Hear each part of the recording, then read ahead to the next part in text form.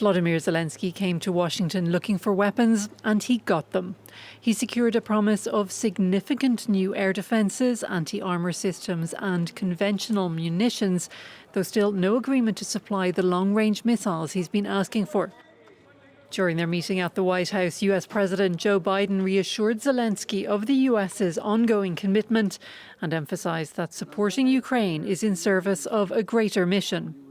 The entire world has a stake in making sure that no nation, no aggressor, is allowed to take a neighbor's territory by force.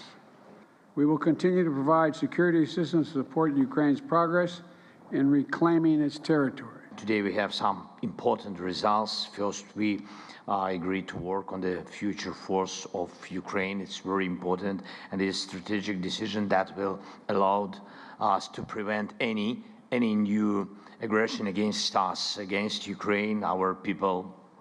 Earlier, President Zelensky met with senior defence officials and politicians from both sides of the aisle, compared to his visit last December when he was welcomed as a hero and addressed a joint session of Congress. This was a relatively low-key affair.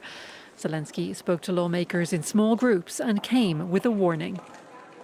There was a single sentence that summed it all up, and I'm quoting him verbatim.